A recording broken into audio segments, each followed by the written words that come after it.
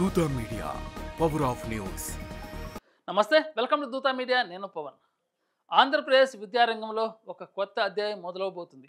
విద్యాశాఖ మంత్రి నారా లోకేష్ నేతృత్వంలో రాష్ట్రంలోని పాఠశాలలు వేగంగా అభివృద్ధి దిశగా అడుగులు వేస్తున్నాయి. ఏపీ మోడల్ ఆఫ్ ఎడ్యుకేషన్ దేశమంతా ఆదర్శంగా నిలవాలని ఆయన సంకల్పించారు. ఈ దిశగా కేంద్ర ప్రభుత్వం కూడా పెద్ద ఎత్తున మద్దతిస్తుంది. ఇటీవలే సమగ్ర శిక్ష ప్రాజెక్టుకు గతంలో కొంటే అదనంగా 432 కోట్ల 18 లక్షల రూపాయల నిధులను కేంద్రం మంజూరు చేసింది. ఈ నిర్ణయం రాష్ట్ర విద్యా వ్యవస్థకు ఒక పెద్ద ఊపిరి పోసినట్టయింది.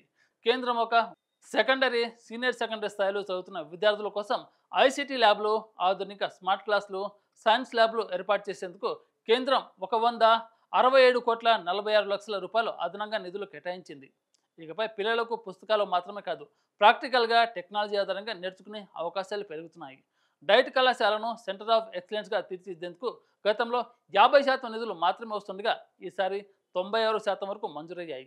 మొత్తం 45 కోట్లలో 43 కోట్ల 23 లక్షల రాష్ట్రానికి అందాయి. దశల వారీగా మిగతా కళాశాలలు కూడా అత్యాధునిక సదుపాయాలతో రూపుదిద్దుకోబోతున్నాయి.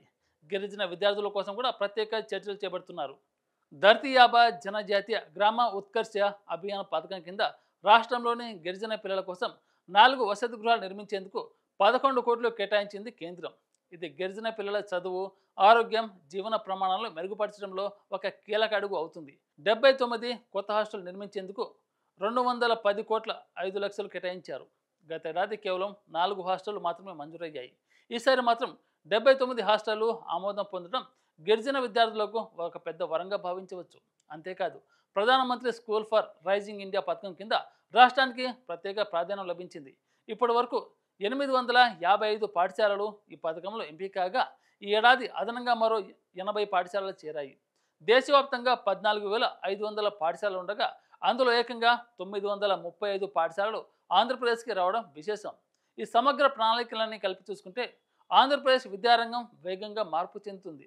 పిల్లలకు డిజిటల్ క్లాసులు, ల్యాబ్ సదుపాయాలు, ఆధునిక హాస్టళ్లు, ఆదివాసీ పిల్లలకు వసతి గృహాలు, అత్యుత్తమ డైట్ కళాశాలలు, ఈ సమస్తం ఒకదాని తర్వాత ఒకటి నెరవేరుతున్నాయి. విద్యాశాఖ మంత్రి నారా లోకేష్ కృషి వల్లనే ఈ నిధులన్నీ వరుసగా వస్తున్నాయని అధికారులు చెప్తున్నారు. ఆయన ఆలోచన ఒకటే, ఆంధ్రప్రదేశ్ మోడల్ ఆఫ్ ఎడ్యుకేషన్ను దేశానికి దిక్సూచి చేయడం. కేంద్రం నుంచి వచ్చిన అదనపు 432 కోట్ల 18 లక్షల రూపాయల నిధులు రాష్ట్రంలోని వేలాది పాఠశాలలకు, లక్షలాది విద్యార్థులకు ఆశాకిరణం కానున్నాయి. ఇకనైనా ఆంధ్రప్రదేశ్లో చదువు అంటే నాణ్యత, సాంకేతికత, సమాన అవకాశాలన్నది అందరి నోట వినిపించేలా మారబోతుంది. For more updates please subscribe Dootha media.